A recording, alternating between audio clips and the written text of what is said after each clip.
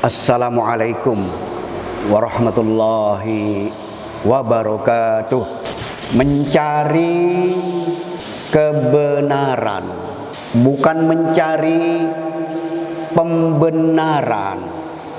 Simak dengan bagus, cermati dengan baik. Mencari kebenaran, bukan mencari pembenaran.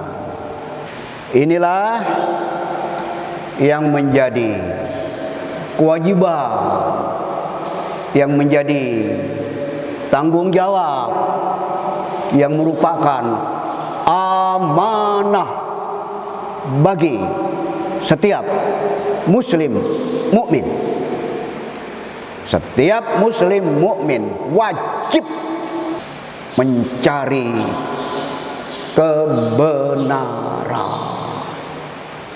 bukan mencari pembenaran. Kebenaran itu sudah ada, tinggal kita berusaha menemukan kebenaran tersebut. Sedangkan yang namanya pembenaran itu, pastikan yang namanya pembenaran itu tidak ada. Pembenaran itu hanya diada-adakan. Beda kan? Beda kan?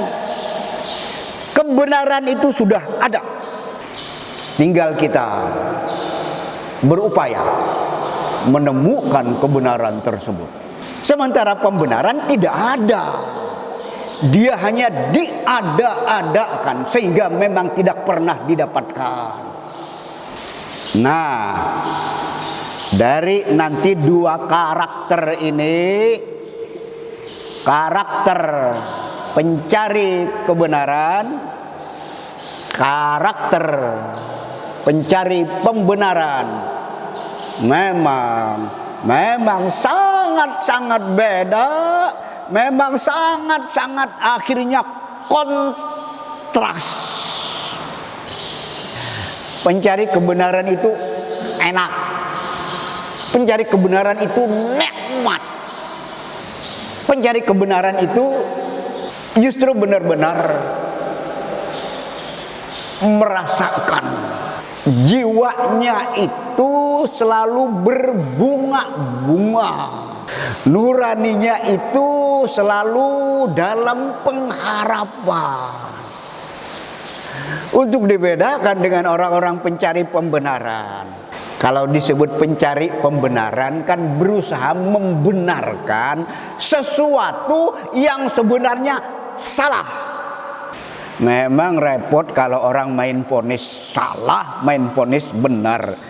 Emangnya begitukah? Memangnya kebenarannya itu masih gamangkah? Atau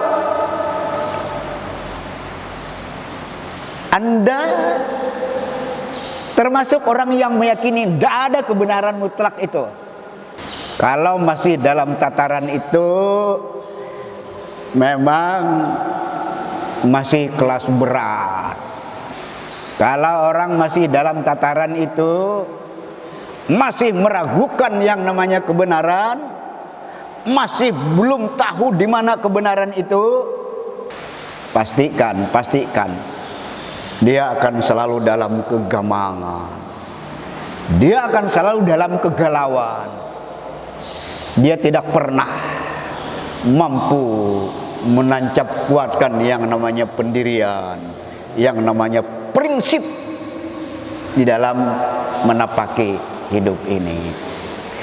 Lihat karakter orang yang mencari kebenaran, selalu dalam kenikmatan, selalu dalam kebahagiaan, nuraninya selalu berbunga-bunga, selalu ada pengharapan. Untuk dibedakan dengan orang mencari pembenaran, resah, gelisah, dipenuhi oleh rasa was-was, takut takut, khawatir. Jangan-jangan tidak juga kita temukan pembenarannya. Dan memang tidak akan pernah ditemukan pembenaran untuk sebuah kesalahan. Dan memang tidak akan pernah ditemukan pembenaran untuk sebuah kesalahan. Nah, kalau sudah seperti itu, yang ada adalah mumet. Yang ada adalah pusing. Ujung-ujungnya caci maki, ujung-ujungnya dendam kesumat, ujung-ujungnya justru adalah menjadikan pihak lain sebagai kambing hitam. Ini narasi yang mencoba nanti mengantarkan pembicaraan kita pada pagi hari ini, insya Allah. Jamaah yang dimuliakan oleh Allah, manusia terlahir ke dunia. Ini ada puisi saya nih, ya memang sekali-kali saya juga harus membacakan puisi nanti nih. Mau jadi siapa tuh? Taufik Ismail apa siapa tuh? Ainun Najib kah? Intinya adalah setiap variabel yang ada di dalam kehidupan ini yang memang mesti diwarnai, marilah kita warnai dengan warna, dengan sibghah, dengan celupan Islam, celupan dakwah. Silakan orang berdakwah lewat seni, silakan orang berdakwah ya dengan kecakapannya, dengan kepandaiannya. Dia sebagai teknokrat tapi dia juga dai. Dia sebagai buruh tapi dia juga dai. Dia sebagai pedagang tapi dia juga dai, dan seterusnya dan seterusnya. Kembali, manusia terlahir itu saya ada membuat ya puisi prahara atau anugerah. Kita terlahir ke dunia ini dihadapkan pada sebuah prahara, atau apakah sebuah prahara atau sejatinya adalah anugerah.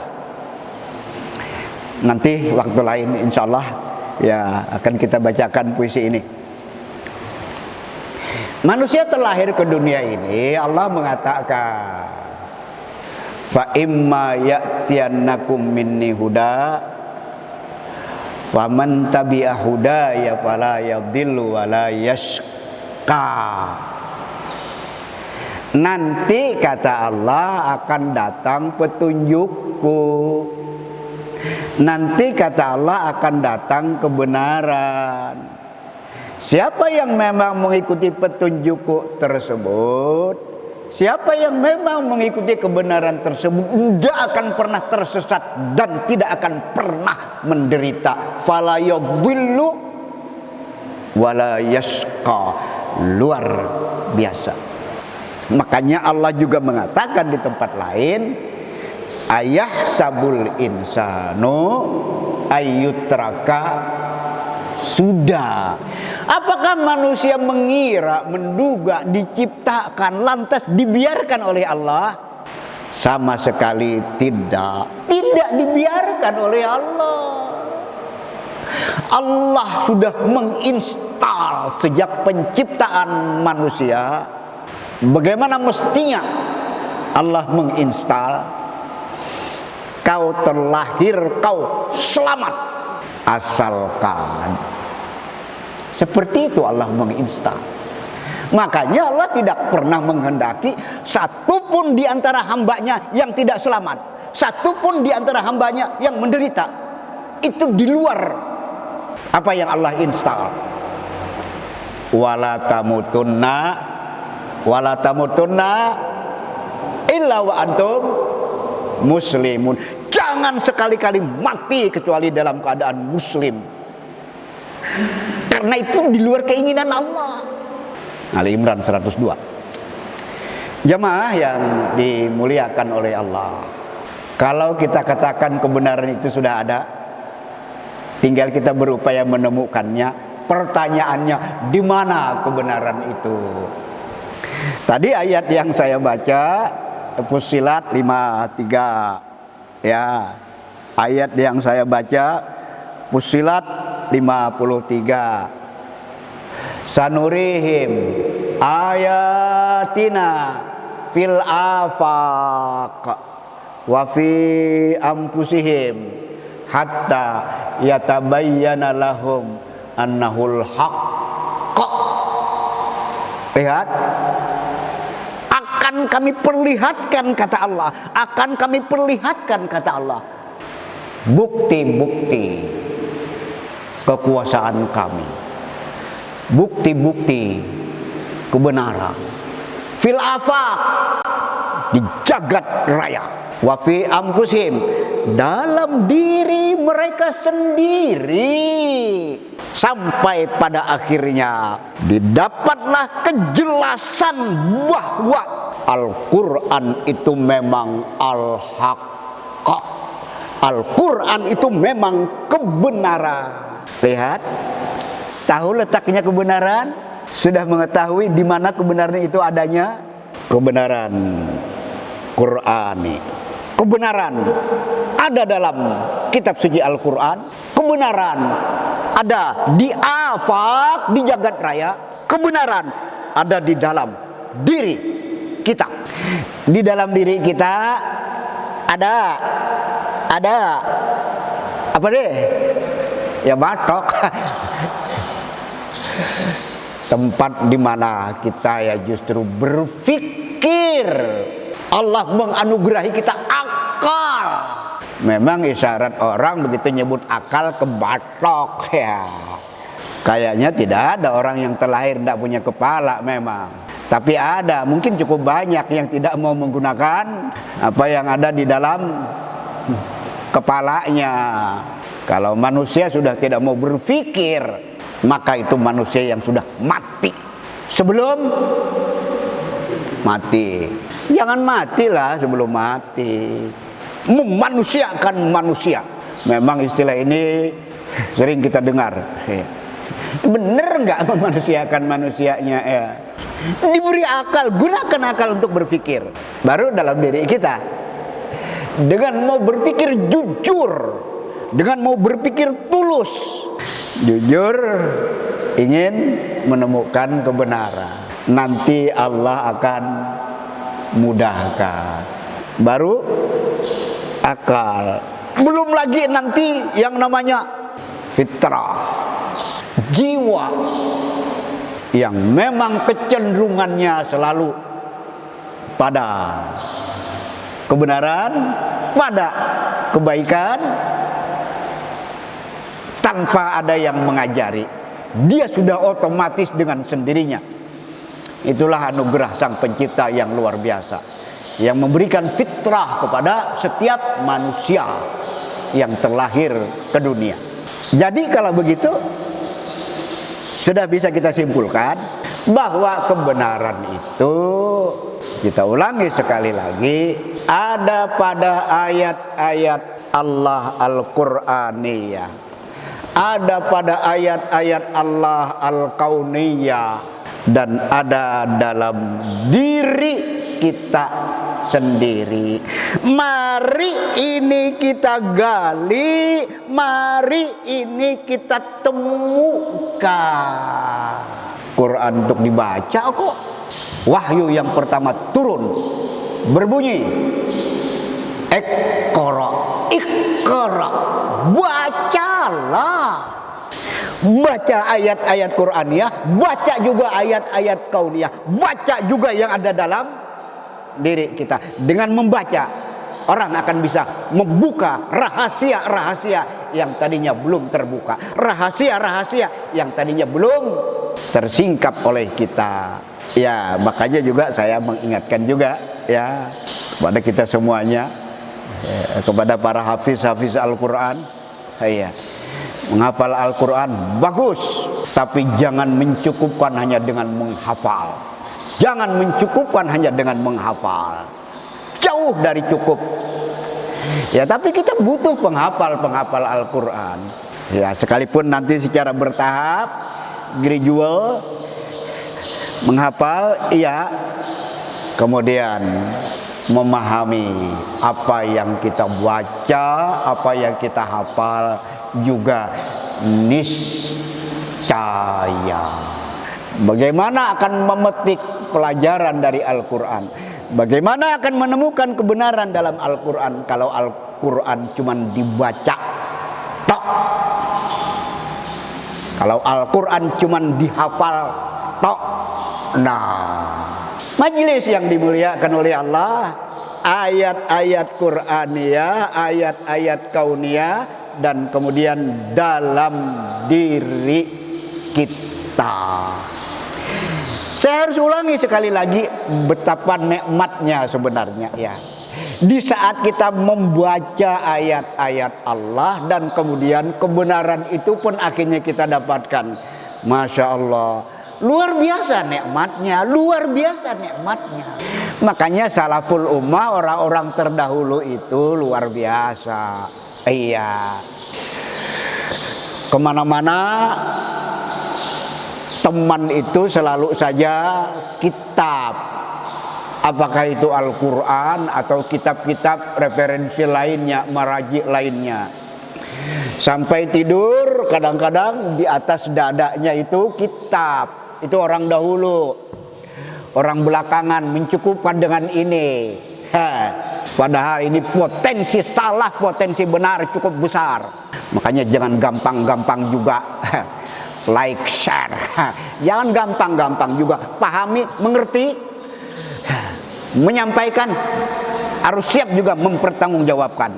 Itu interaksi dengan ini, yang kecil, yang segi 4 ini, ya. Lah orang belakangan kok kayaknya mencukupkan dengan ini. Cukup, jauh dari cukup. Apa tadi? Nikmat, bahagia, damainya luar biasa. Begitu orang justru berupaya menemukan kebenaran dan kemudian ditemukan nikmatnya luar biasa, bahagianya luar biasa. Ada istilah orang saking asiknya, iya, saking asiknya, saking justru nikmatnya yang membaca nanti sampai lupa makan. Ada kan istilah itu? Ya inilah keasikannya, kenikmatannya yang namanya berupaya mencari kebenaran, nikmat. Tapi saya ulangi lagi, mencari pembenaran pusing. Kira-kira kalau saya bahasakan ini, kalau saya katakan ini, ya orang bisa nerima enggak? Oh, kayaknya enggak juga, pusing, cari lagi yang lain. Akhirnya enggak pernah berakhir dengan bisanya orang ya justru membenarkan apa yang memang sesuatu yang salah. Nah, kalau begitu di luar ayat-ayat Al-Qur'aniyah, di luar ayat-ayat kauniyah yang memang benar-benar dimengerti, dipahami, di luar kejujuran kita atas diri kita sendiri dengan potensi-potensi yang ada, maka itulah ketidakbenaran, maka itulah kesalahan, melawan kebenaran. Sama artinya melawan Tuhan. Nah, Tuhan kok dilawan? Berisiko, tidak akan pernah ada untungnya. Orang yang mencari kebenaran itu selalu welcome. Kritik, oke. Masukan, apalagi? Karena yang mau dicari adalah kebenaran. Ya begitu ternyata salah, Masya Allah, orang cepat beralih kepada yang benar. Orang cepat beralih kepada yang benar. Ini karakter orang-orang yang mencari kebenaran seperti itu. Lah sekarang orang-orang yang mencari pembenaran, Rasulullah kan ada mengatakan hadis qudai ini ya, al hikmatu dhalatul mu'min. Hikmah itu baca saja juga boleh, kebenaran itu menjadi barang yang hilang bagi sementara mukmin. Artinya tidak semua orang mukmin kehilangan kebenaran. Hadis ini justru mewanti-wanti, hadis ini justru mengingatkan bahwa yang namanya hikmah, yang namanya kebaikan, yang namanya kebenaran jangan sampai hilang. Nah, lanjutan hadis, al hikmatu dhalatul mu'min. Kebenaran itu menjadi barang yang hilang bagi sementara orang yang beriman. Padahal semestinya dimanapun kebenaran itu didapatkan, ambil, karena dia termasuk orang yang berhak mengambil kebenaran tersebut. Ini enggak kan? Ini tidak kan? Penyakit asabiah justru mengalahkan kebenaran. Apa? Begitu yang mengatakan kebenaran bukan dari kelompoknya, wogah dia. Bener karakter yang seperti itu? Jelek banget kan?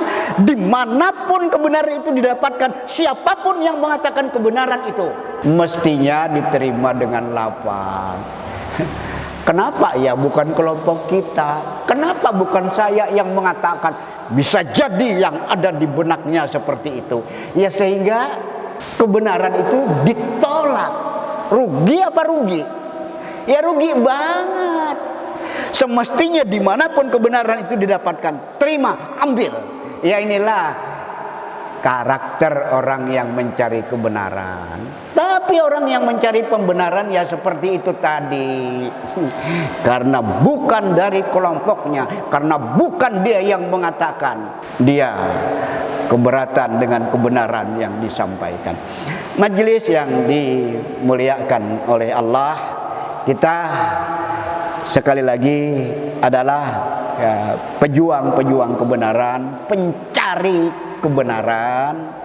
Karena yang namanya mencari, pastilah kebenaran yang kita cari itu kadang dengan mudah kita dapatkan, ya kadang kita harus ya memang lebih keras lagi, lebih sungguh-sungguh lagi untuk menemukannya. Tapi pasti kebenaran itu akan ditemukan kalau memang kita mencari. Ya, alat untuk menemukannya, Masya Allah, kita dikaruniai akal, kita dikaruniai nurani, dikaruniai hati kecil. Itu sebutan bagi sebagian kita menyebut nurani, dia sebut hati kecil.